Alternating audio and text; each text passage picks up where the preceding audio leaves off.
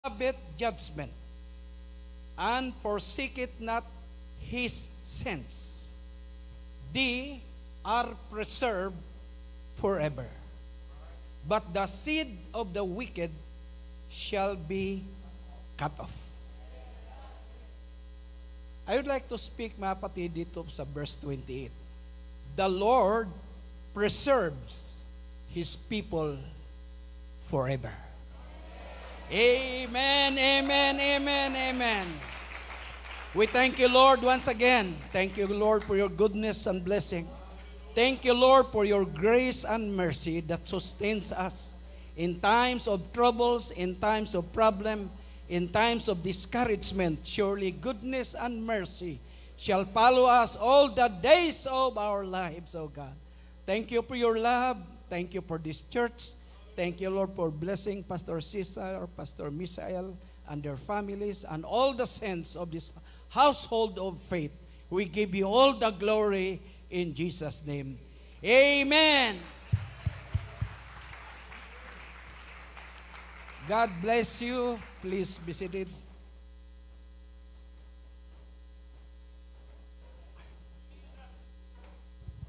Katatapos lang po ng ating LDI, mga kapatid, at board meeting.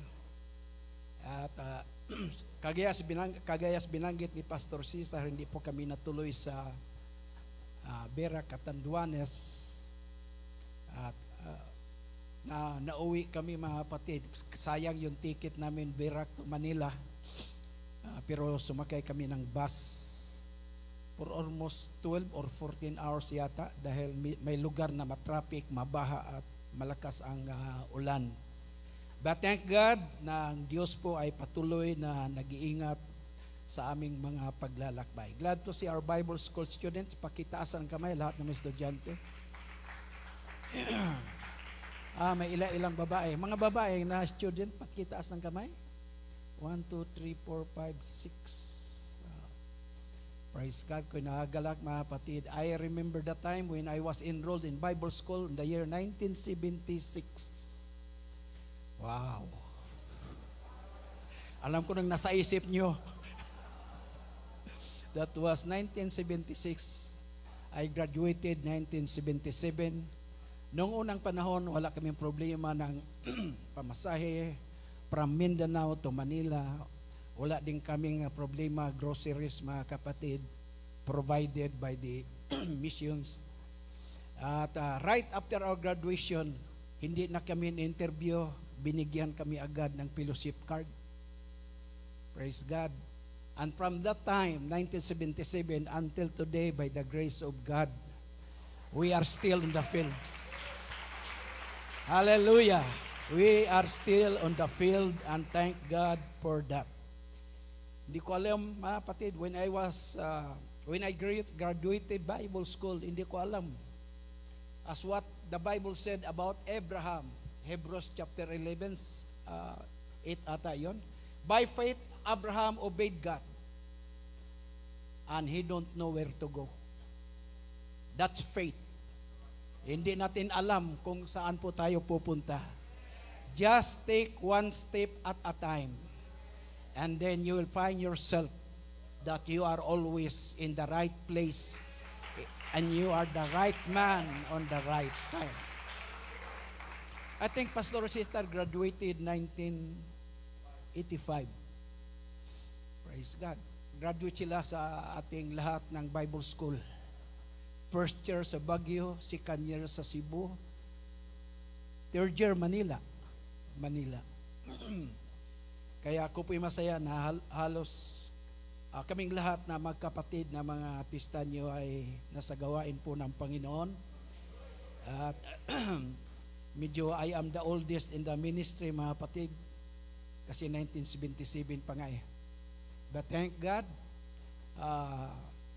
hindi ko alam na as of this moment, on this year 2022, hindi pinaalam ng Diyos sa akin anong mangyayari sa ministry.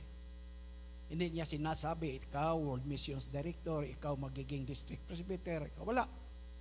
You'll never know that, mga kapatid. But one thing for sure, kahit hindi mo alam yung pupuntahan mo, but I know hindi ka talaga ma-wonder saag.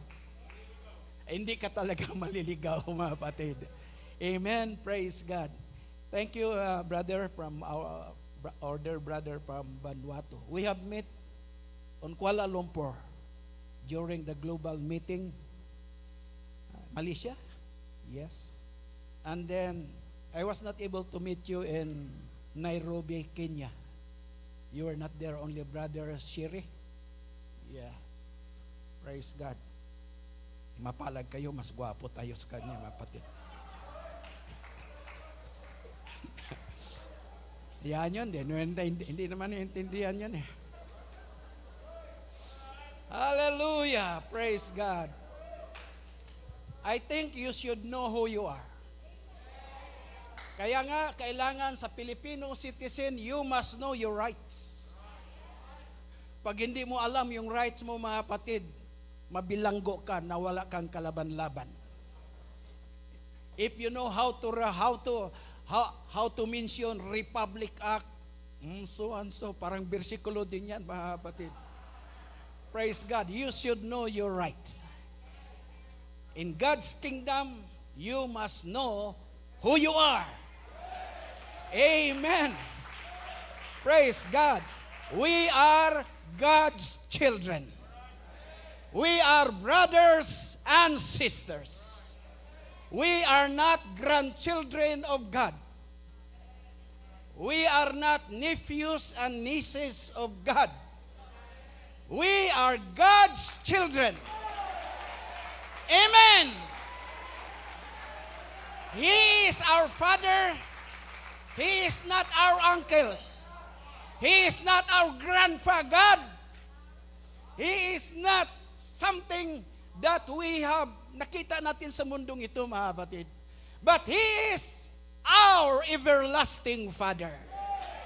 If God is our Father, then we are brother and sisters. Hallelujah. We are brother from Vanuatu. We have brother in China. And since we have father and we are brothers and sisters, we belong to the family of God. Amen. Praise God. Kaya dapat malaman natin yan, mga kapatid. Kasi minsan sinasabi ng diablo, hindi ka pa napapatawad, hindi ka pa rin nagbabago. Praise God. At ang nakakalungkot, pinapakinggan mo pang sinasabi ng diablo. Diba? Know your rights. It's in the book. But as many as receive Him, to them give He power to become the sons of God. For as many as lead by the Spirit of God, they are children or sons of God. You should know that we have right and power over the demons in hell. You should know that Jesus said, in my name you can cast out devil. You should know that greater is He that is in me than he that is in the world. You should know that at the name of Jesus Christ, every knee shall bow, every tongue confess, Jesus Christ is Lord.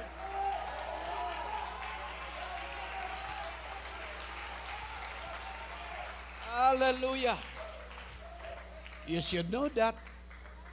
Praise God. Kaya ang diablo, mga kapatid, mandaraya po yan. Praise God. You should know that you are a chosen generation.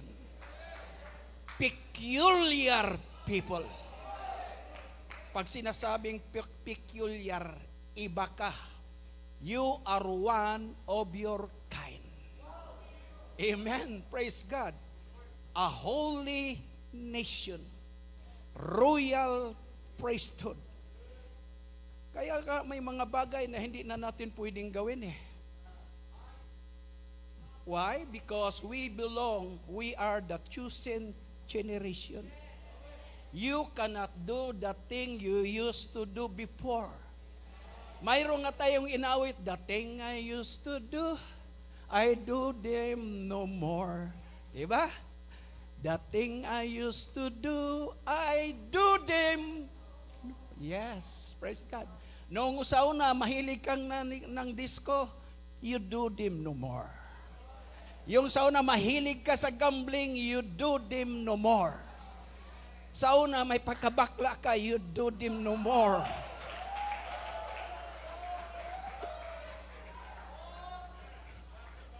Bakit?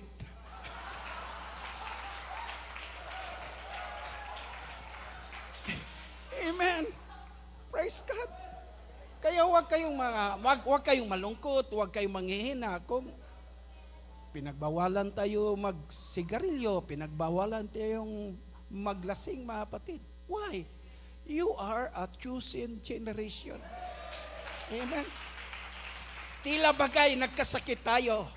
May isang taong pinagaling ang Panginoon at ang sabi niya, nakita niya sa templo, sin no more. Praise God. Parang wala nang mangyari sa iyo na mas mahigit pa kaysa naranasan mo. Sin no more. Kasi pinagaling ka na. Sa doktor nga pag sabihin ng doktor, huminto ka na sa pag-inom ha? Uminto ka na sa pagsigarilyo. You do that.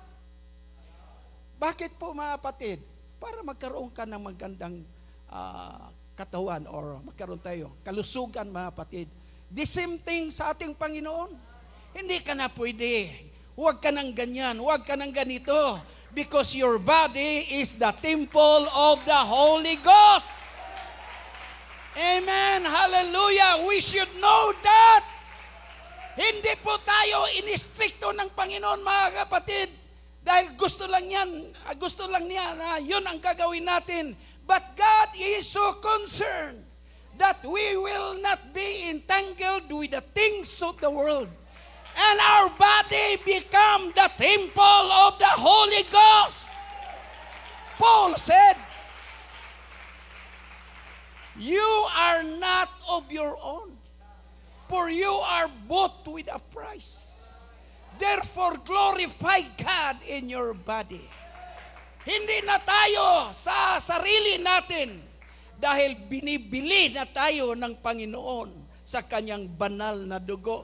Hindi po installment yan, mga kapatid. Paid by the blood. He paid it all.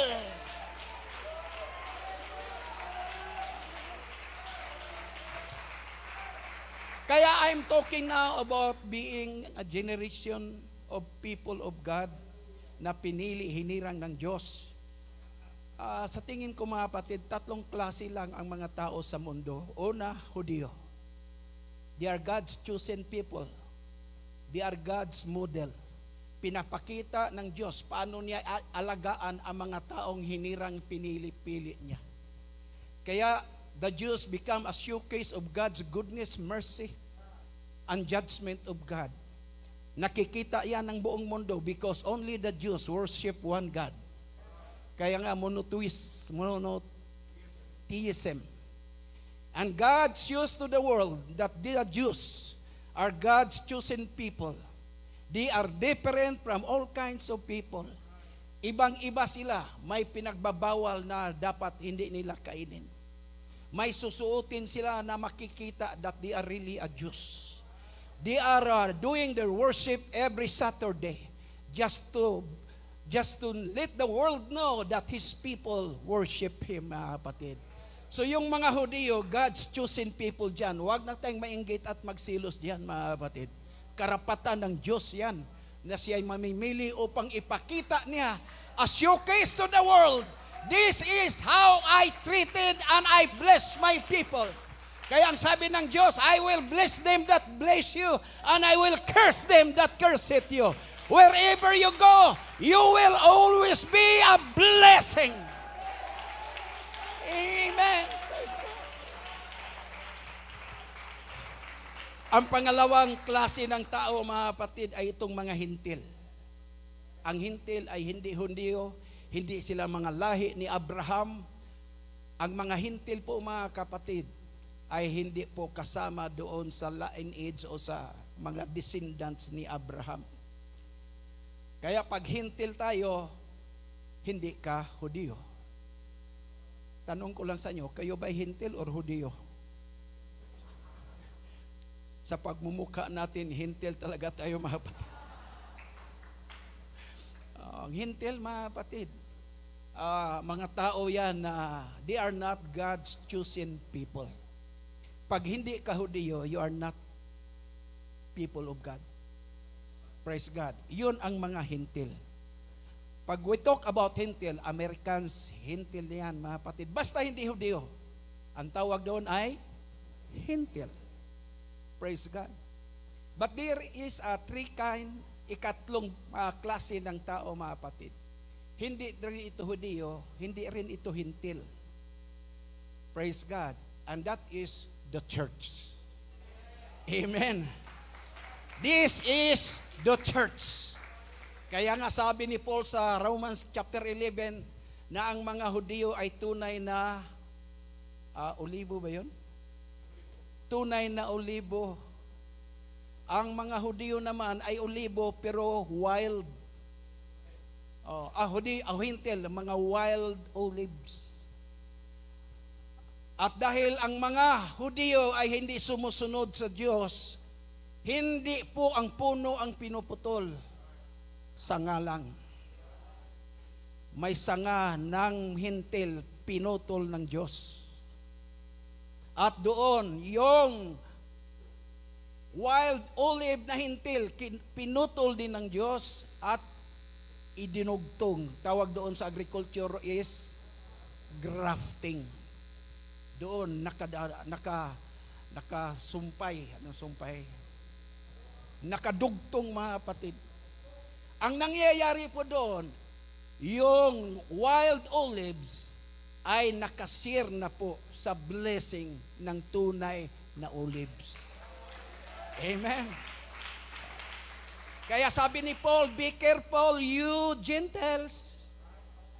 Huwag kayong magmataas sa sarili nyo. Amen. Baka sabihin nyo, kaya sila pinuputol dahil matigas kasi ang ulo ng mga Hudiyo. Ang sabi ni Paul, mag-ingat kayo. Hindi nga naawa ang Diyos sa tunay, kayo pang mga dugtong lang. Amen. Kaya huwag tayong magmataas sa ating sarili. Tandaan natin, hindi po ang sanga ang nagkarga ng puno, mga kapatid. At ang sabi ni Paul, kung ang Diyos ay hindi naawa sa tunay na sanga, kayo pa kayang dinudugtong lang dyan. Amen. So ano ang nangyayari, sabi ni Paul, mga kapatid? Darating ang panahon na kayong dinudugtong dyan ay kukunin at yung mga sangang naputol ay ibabalik. Sabi ng mga hintil, hindi mangyayari yan. Sabi ni Pablo, anong hindi? Kayo nga ay mga wild. Nadugtong doon, nabuhay kayo. How much more kung yung original ay ibabalik doon? Amen. Kaya sabi ni Paul, when the fullness of the Gentiles shall come, may kuta ang Diyos, ilan ang kukunin sa Quezon City? May kuta ang Diyos, ilan ang kukunin sa Makati? May kuta ang Diyos, ilan ang kukunin sa Visayas at sa Mindanao? Kaya kung baptize ka na, manatili tayo sa puno, manatili tayo sa blessing ng Panginoon, mga kapatid. Huwag tayong magbataas. Hindi nga nawa ang Diyos sa original. Tayo pa na dinugtong lamang ng ating Panginoon. We always give God the glory for the grace and mercy.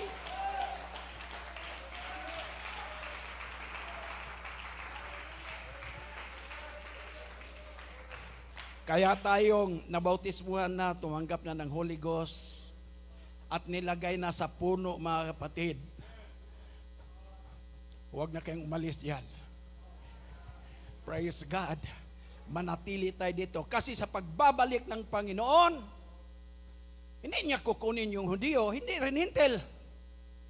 Ang kukunin niya ay church. Because there is no Jew, there is no Gentile, there is no woman, there is no man, there is no slave, there is no free man in the church, in the body of Christ. We are all God's church. Kaya pag rapture, Hindi Hudyo kukunin, hindi mga Gentile. It is the church. Kukunin ang church, mga kapatid. Kaya let's wait for the sound of the trumpet. For the Lord Himself shall come down from heaven.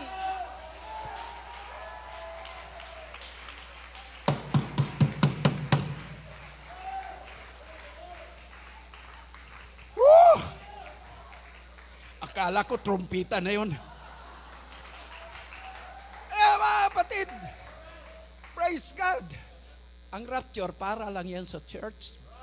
Kasi ang sabi ni Paul, behold, I show you a mystery. Kasi ang alam ng mga tao, mamatay din judgment. Sabi ni Paul, no, there is a mystery for the church. Hallelujah. Flesh and blood cannot inherit the kingdom of God. But at the sound of the trumpet, in the twinkling of an eye, we shall all be changed. And this corruptible body will be turned incorruptible.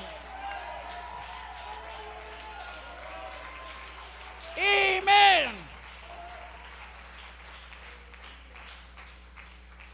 Do you believe rapture in Vanuatu? Yes. Praise God. Very good. Hallelujah. Sikrito natin yan sa Panginoon. Kaya nga pagsabihan mo yung tagagawas, ano, mga wakwak mo, kay mga lupad mo. Taka mo eh. They don't know the mystery which is given by the Lord to the church through Paul.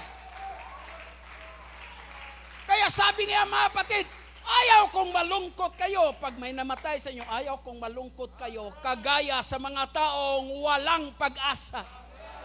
Amen. Praise God. Kaya let's hold on to the truth, waiting for the blessed hope, the coming of our great God and Savior, our Lord Jesus Christ.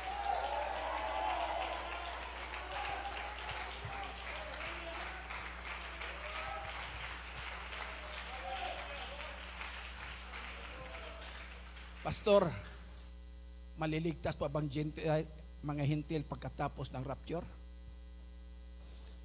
Aywan ko. Kasi si Paul, apostle to the Gentiles. And Paul said, and the Bible said, you will be an apostle to the Gentile. At ang Panginoon ang magsasabi, when the fullness of the Gentile shall come. Kaya medyo alanganin ako doon, mga kapatid eh. Praise God. Kaya with all your best, serve God the best. Amen. Sinong marapture, mga kapatid? For the Lord Himself shall come down from heaven with a shout and with the sound of the trumpet, and the dead in Christ shall rise first. Hallelujah. Ikaw, kapatid, gusto kong mauna ka.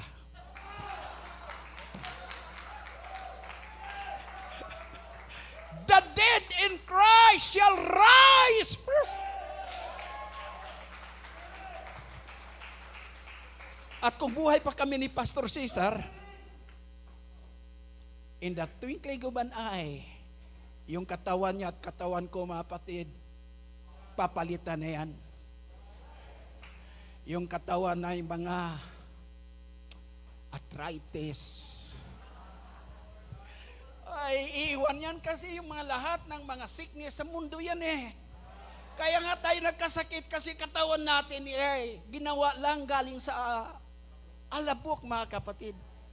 Praise God. But we are waiting for that incorruptible body. Kaya huwag kayong malungkot pag magkasakit kayo, natural lang yan. Hallelujah! Kasi ang katawan natin marupok at ito po ay bahagi ng mundo. Walang bahagi ng mundo nga makaakyat sa langit, mga kapatid. Amen. Yung pira mo, 90%, babalik yan sa mundo. 90%. Yung 10% lang para sa Panginoon. It's your investment, mga kapatid. Kasi lahat ng investment, babagsak yan. Pero yung 10% mong investment sa gawain ng Panginoon, mananatili yan.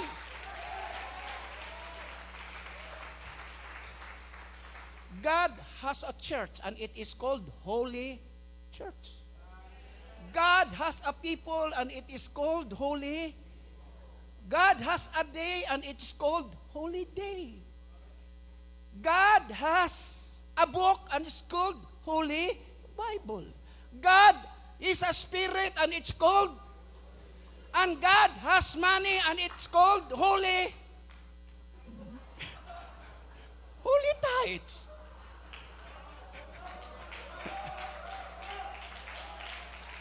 Holy means separated, consecrated, dedicated. Yung lahat ng mga bagay, separated, consecrated para sa Panginoon. Holy ang tawag doon. Praise God. Kaya yung tithes, mga kapatid, holy yan. But it is for the Lord.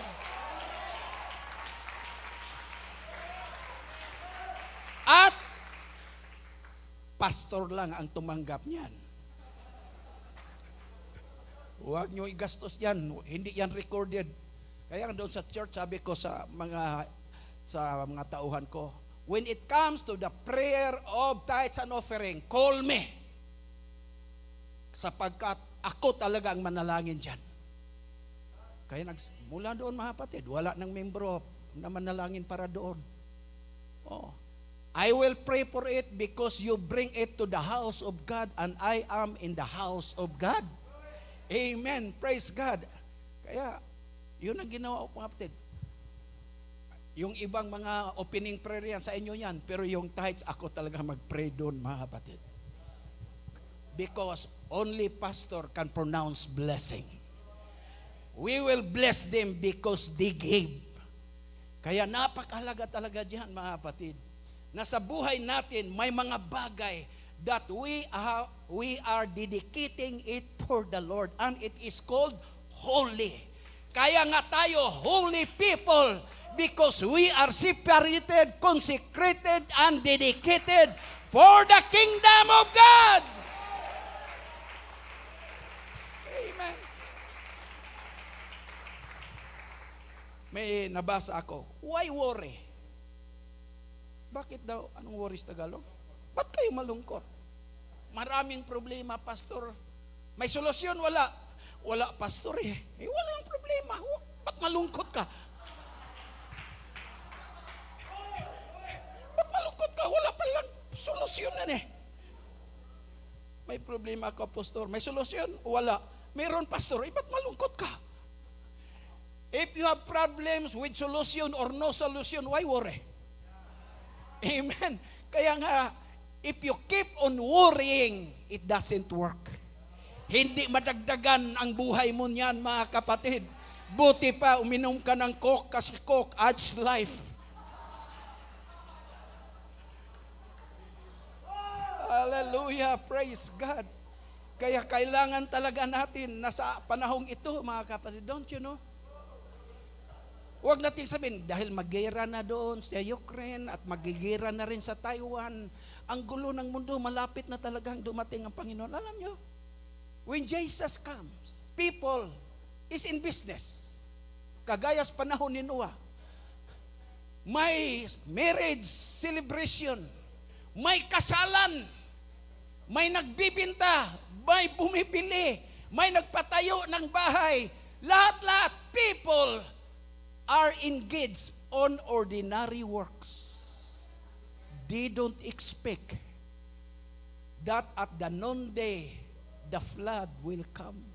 Huwag nating sabihin, ay talagang maging matapat ako sa Panginoon ngayon kasi nagkagulo ng mundo. Ganyan. Amen.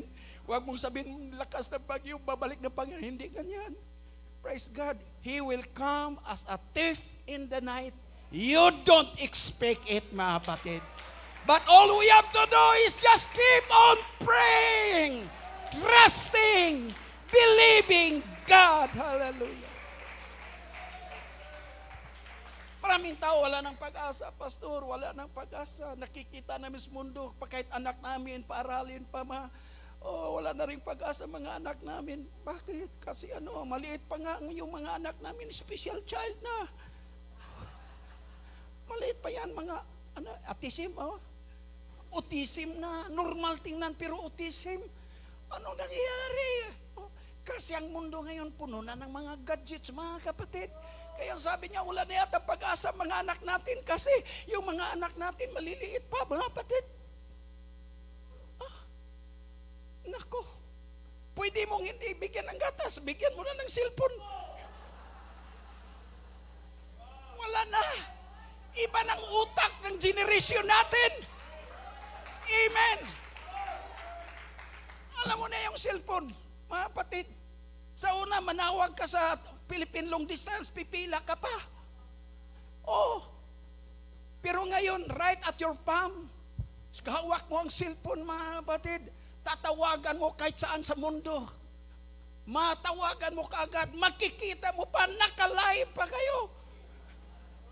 Meeting nga namin ni Pastor Cesar doon sa Aberdeen Court. Magkatabi man kami. Sabi ko, sino yung nasa screen? Si Pastor Larry Reyes, nasa screen, nasa Florida siya, Texas. Sabi ko sa kanya, yung ganito ba? Kay James Bond ko lang ito nakikita. Kay James Bond ko lang yan nakikita, mga kapatid. Now, we have it in our midst. Hallelujah. Kaya nakikita ko, mga kapatid, terrible na talaga ang panahon natin. Pero gaano man kamoderno ang mundong ito, we still believe on the old rugged cross. We still believe the power from on high. We still believe the Bible to be the Word of God.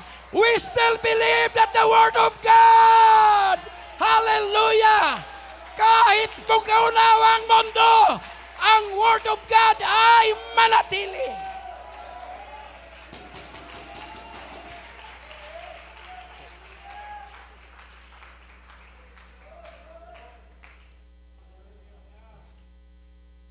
Who is the President of America?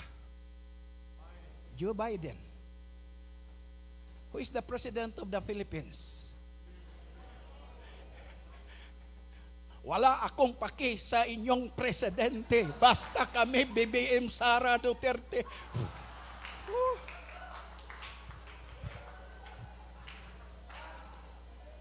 Biden is only powerful in USA. Marcos is the most powerful man in the Philippines. But when Marcos pupunta doon sa Amerika, he is just a visitor. Walang kapangyarihan. Ganon din si Biden pag pupunta dito, mga kapatid. Wala rin siyang kapangyarihan. Kasi iba yung bansa niya. Yung constitution nila, it's only good for America. And the Constitution of the Philippines is only good for the Filipinos. But the Word of God, woo, it's good all over the world. You can preach repentance in America. You can preach repentance in Russia. You can preach repentance in Vanuatu. You can preach repentance all over the world. Because the Word of God is forever settled in heaven. And the Word of God abideth forever and ever.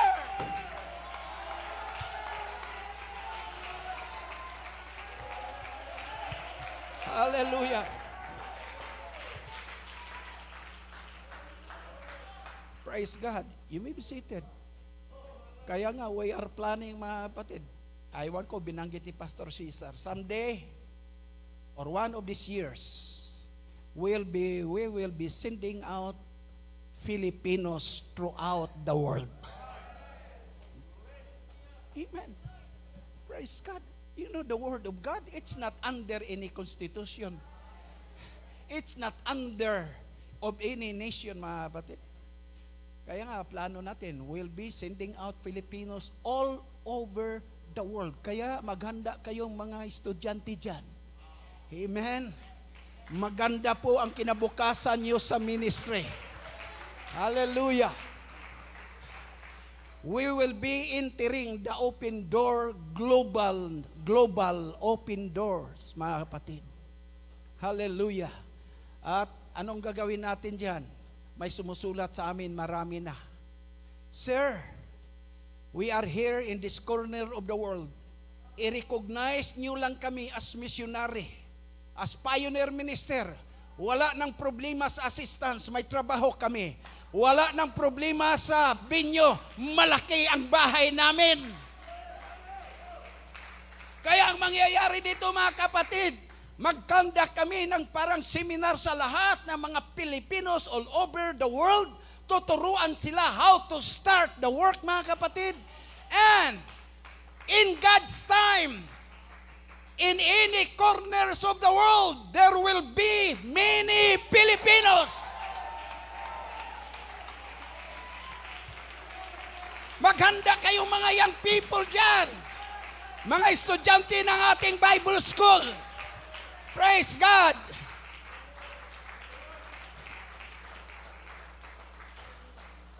At kayong senior citizen, manatili na lang kayo sa bahay nyo.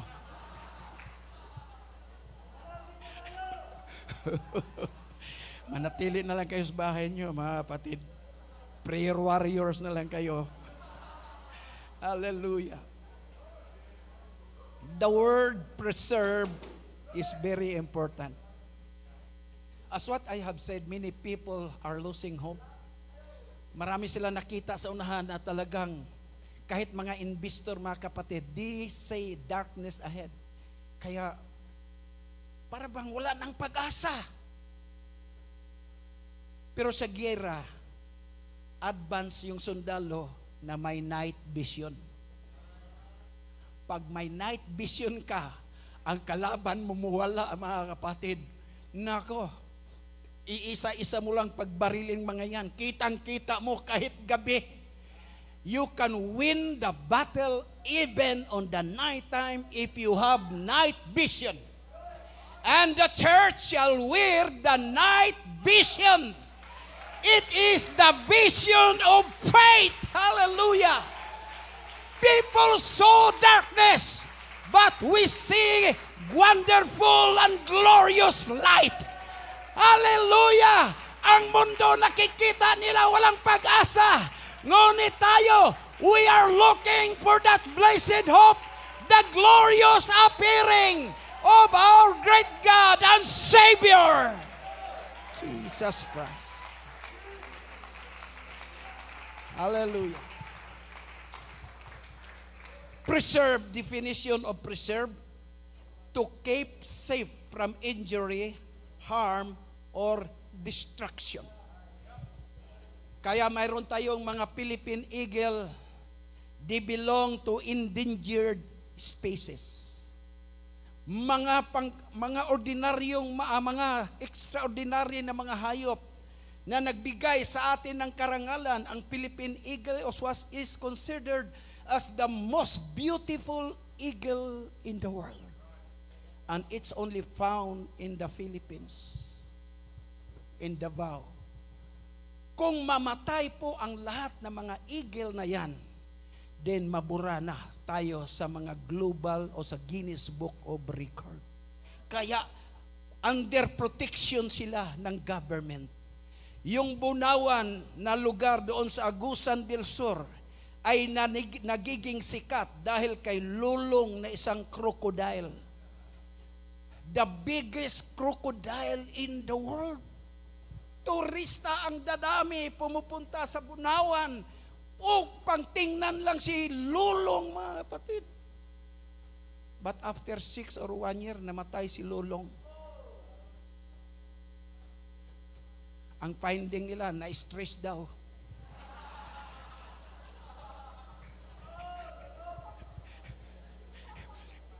Stress daw? Sinong di ma-stress? Ang tubig na kilalagyan sa kanya hanggang dito lang. Kung nasa daga, sa ilog siya, doon siya sa pinakailalim. Around 10 feet, mga kapatid. Sinong ma-stress diyan? Di ma-stress diyan. Kaya hindi nagtagal si Lulong, stress at saka high blood daw. Magka-high blood din pala. Totoo yun mga kapatid. Hinintay ko nga kung sabihin na diabetic din.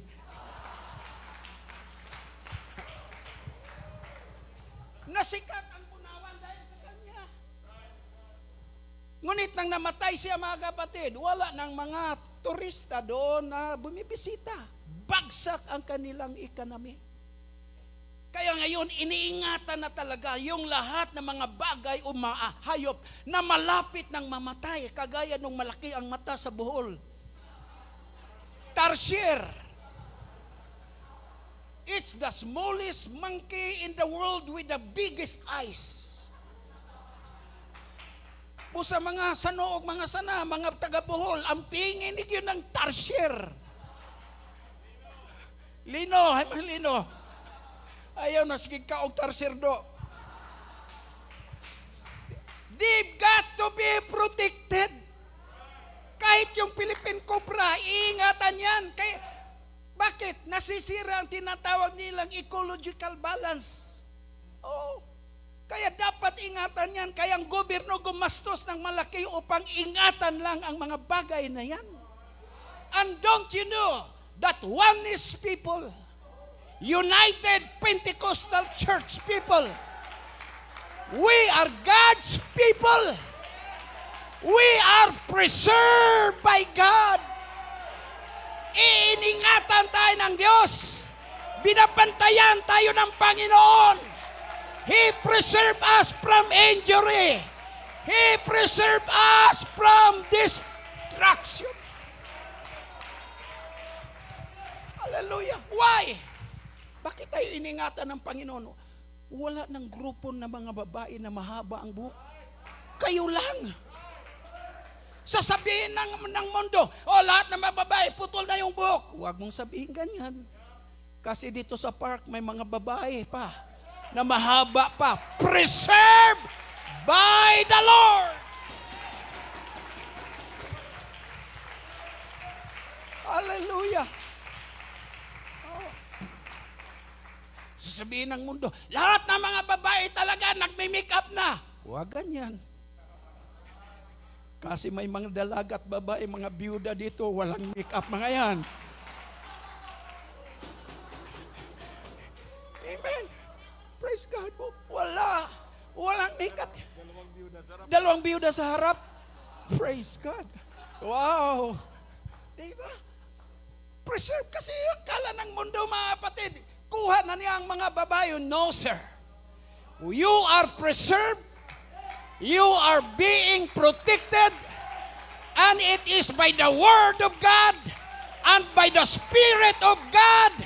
We are God's people living among this evil world.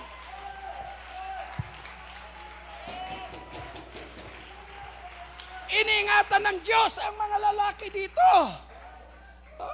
Sasabihin ng mga taga-mundo, marami ng mga bakla. Huwag kang ganyan, Satanas. May iilan pa ditong tunay na lalaki.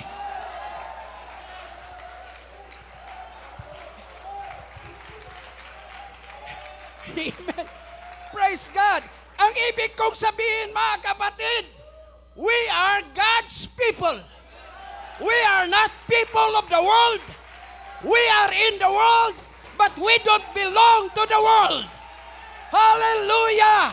Kaya mga kapatid, we should be proud because God save us, preserve us from injury and from destruction.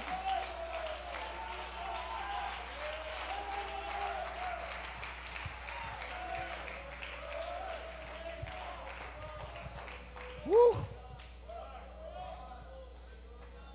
Sige, maupo kayo. Ewan ko, naalaala, Pastor Cesar, maliit pa kami. Minsan, pag maraming isda, wala kaming refrigerator eh. Yan. Dahil walang refrigerator, mga kapatid, daming isda, nilagyan ng asin. Oo. Pag may asin yan, ang tawag niyan, tinabal. ginamos. Kahit aabot pa ng 1 buwan, hindi nasisira yan. Because the other meaning of preservation is to keep or save from decomposition or corruption. Hallelujah. Kaya kahit nasa bundok, mga kapatid, yung isda ay hindi nabubulok sapagkat nilagyan ng asin. Hindi po yan naging mabaho o nagiging makurap. Di malata ba? No. Ha? Hindi nabubulok. Dahil may asin. Kaya ang Kristiyano, ganon din tayo. To save us from decomposition. Hallelujah! We are preserved by God. Hallelujah! Mabaho na ang mundo. Pag magsasama lalaki at lalaki, mabaho na ang mundo, mga kapatid. Diba? May mga asawat, hindi na nila alam kung lalaki ba to o babae. Oh, what a great spiritual darkness. It's apostasy. They think they are wise, but in God's eyes, they are foolish. They are full. Oh, sinasabi ko nga, mga kapatid, hindi lahat ng buang ay nasa ospital. Oh, may mga buang na disinte. May mga buang na mayaman. May mga buang na bright. Kaya ang sabi na Biblia, the fool say it in his heart, there is no God. They are corrupt. They are abominable. Mga tao, kahit anong saksi sa buhay mo, if you don't believe in God, you are false in God's sight.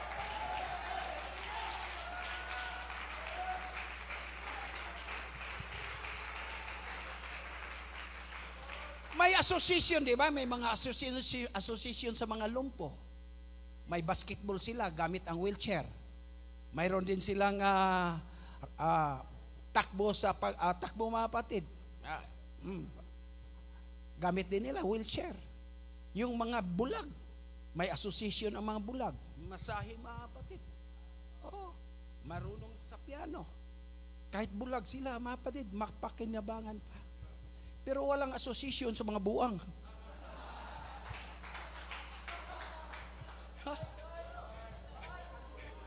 Oh, hindi naman sabihin yung taga-loob sa Mandaluyong, halika, tayong mga buang. Magplano tayo mamayang gabi, ha?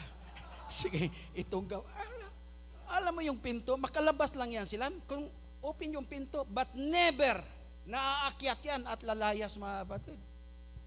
Oh, pag open lang yan, makalabas sila. At may sariling mundong mga yan. Hindi nag-uusap yan eh. Di nyo ba naranasan yan?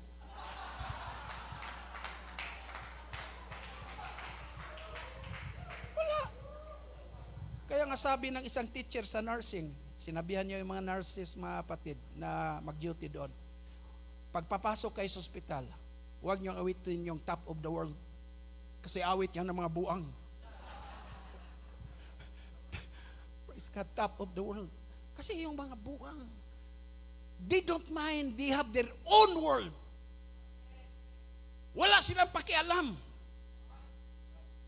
Kaya pag tayo sa church, wala tayong pakialam, buang kayo.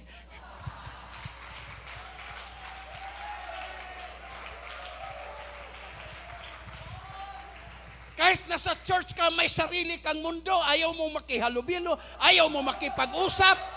You have your own world. Oh, please. Hallelujah. Isa pang buang yun.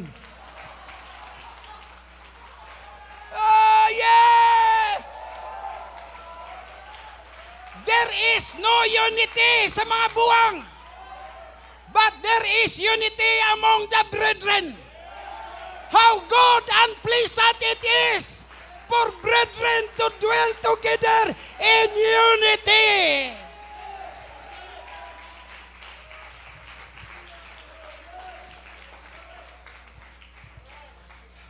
Your Honor, sabi na kasi ang atheist, Your Honor, I'm here. Gawa po ako ng kaso. Anong kaso mo? Kasi yung mga Muslim may Ramadan. Yung may mga Katolik may All Souls Day. Yung mga Christian may Christmas. Ang sa mga atheist, wala kami. Dapat may day rin kami. Sabi ng judge, oo nga, no? Okay. Ito ang decision ng judge. There will be a day sa lahat ng atheist. Ano yon? April 1. False Day.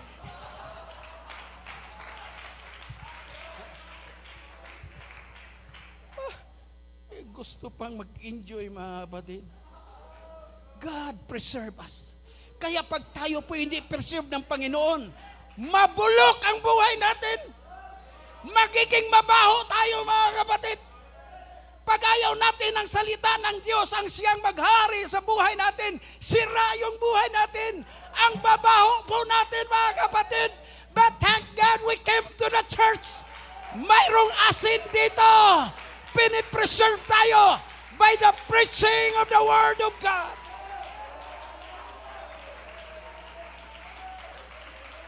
Hallelujah. Praise God. Praise God. Praise God. We are surrounded by germs, sins, maraming kasalanan sa ating paligid, mga kapatid. Maraming kagaw, maraming mikrobyo, nasa paligid natin. Kaya it's good na mayroon tayong asin. The Word of God, Jesus said, you are the salt of the earth. Hallelujah. Kaya the Lord preserve us.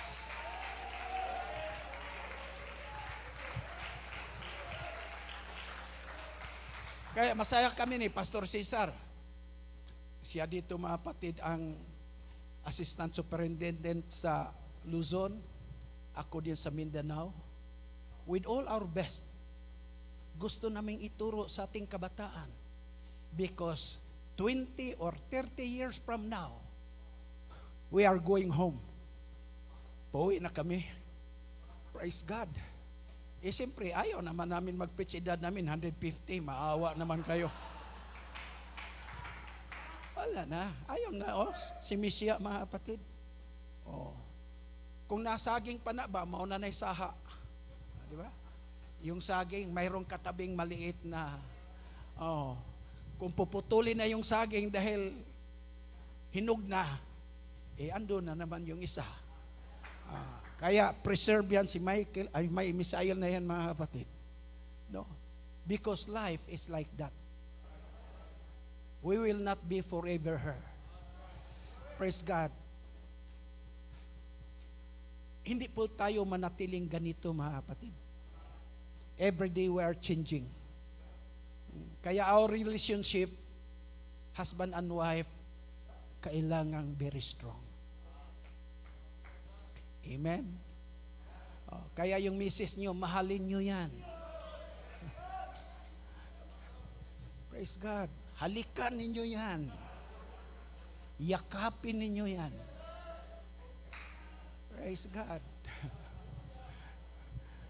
Halikan nyo, yakapin nyo. Kasi wala nang ibang yayakap niyan, ikaw lang. Kaya pagtiisan nyo. Yes, relationship, mga kapatid. Nilibing na namin yung husband niya, ang sabi ni Mrs.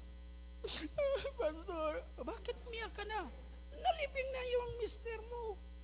Pastor, paano ko mapatawad sarili ko? Bakit? Ano bang kasalanan mo? Kasi bago namatay, nag-aaway kami.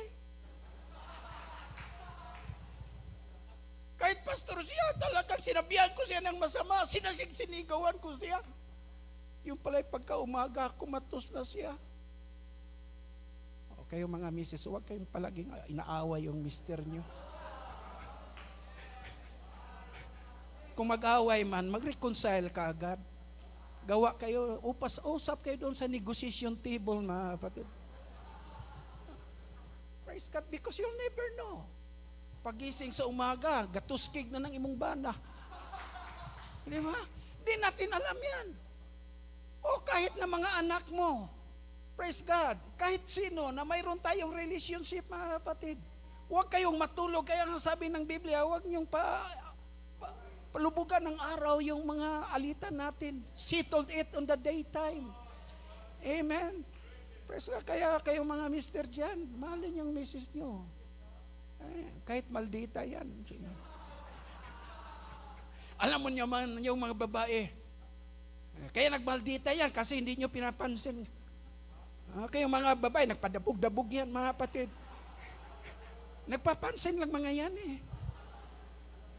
No. Praise God. Oh. Kaya yung misis ko, talagang mahal ako niyan. Saan ba yun? Praise God. At mahal ko rin siya, mga kapatid. Ay naku, sweetheart, ang tagal na natin nagmamahalan.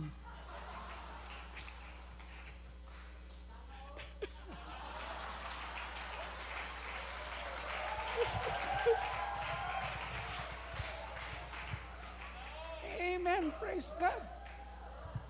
How much more with our relationship with God? O napakahalaga po niyan, mga kapatid eh. Praise God, ma-establish natin ang relationship natin sa ating Panginoon hanggang sa katapusan ng ating hininga, mga kapatid. It is our prayer, the Lord will preserve us. Upang hindi tayo masira ng kaaway, upang hindi mabubulok yung buhay natin, mga kapatid. We need the Word of God. We need to go to the church of God. We need to hear Pastor Cesar preaching. We need to hear Pastor Misael preaching, mga kapatid, because the Word of God will preserve us. The Word of God will give us life. The Word of God will give us power. The Word of God will give us hope. Hallelujah! Bago po tayo magtapos, sometimes sabihin natin, ako na lang nag-iisa, kaya di ko kayang mamuhay na Kristiyano. Look, the man in Egypt named Joseph. He was alone in Egypt. He was sold by his family. He was betrayed. He became a slave. Nakakalungkot ang buhay niya. But the Bible said, the Lord was with Joseph. The Lord preserved Joseph, mga kapatid. Hallelujah. How about Moses? 40 years on the palace, 40 years on the Midian, and 40 years on the wilderness. He never became an Egyptian. Look, tingnan nyo sa Hebrews 11 ba yan? 26. When he came to his age, he did not accept to become the son of Pharaoh's daughter. Praise God. He rejoiced with the people of God though they suffered. 40 years in the palace. He was among millions of Egyptians, but he was a Jew.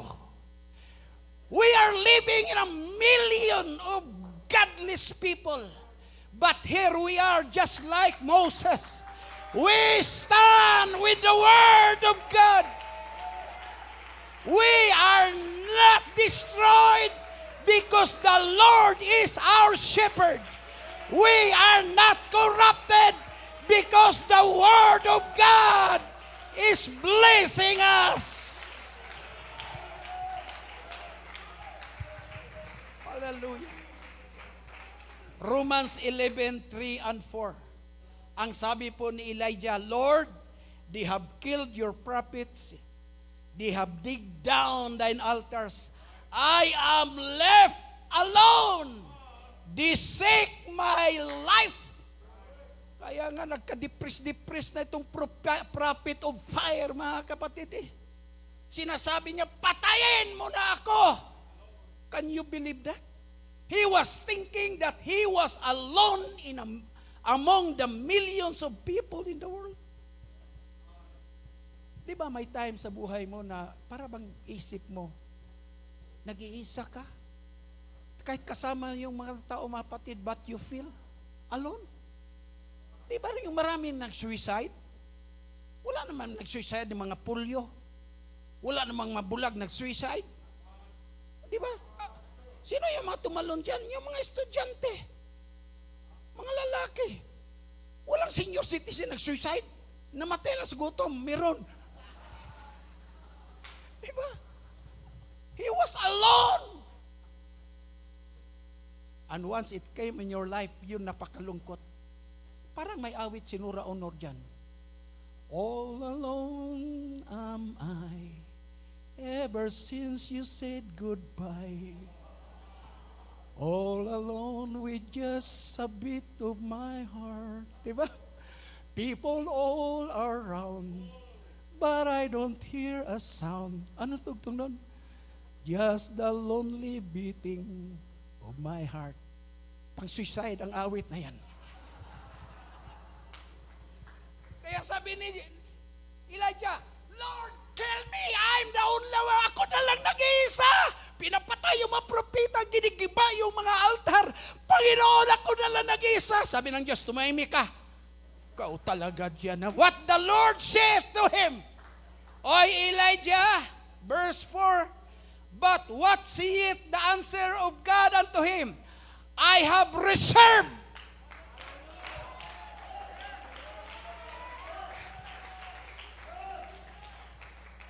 Other translation, I have preserved to myself 7,000 men who have not bowed the knee to the image of Baal. Ladies and gentlemen, don't think you are alone. We are still having millions of people with same faith around the world. Huwag kayong mag-iisip na ikaw lang nag-iisa. Marami tayong kasama. May kapatiran tayo sa Vanuatu. I told them, don't get discouraged and think you are alone. We have brothers and sisters in Vanuatu. And we have a Vanuatu man right now. Praise the Lord. Hallelujah. What I mean to say, God said, I preserve to me 7,000 men. Oh, the church, we are preserved by God. Hallelujah. We are not corrupted by the world. We are not corrupted with sin because the Lord preserved His people.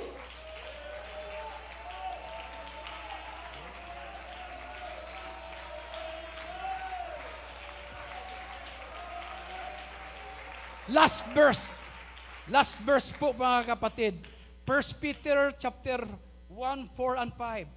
To inherit inheritance incorruptible, undefiled, and fadeth not away, reserved in heaven for you. Oh. Incorruptible inheritance, undefiled, and fadeth not away. Where is that? It's reserved in heaven for you.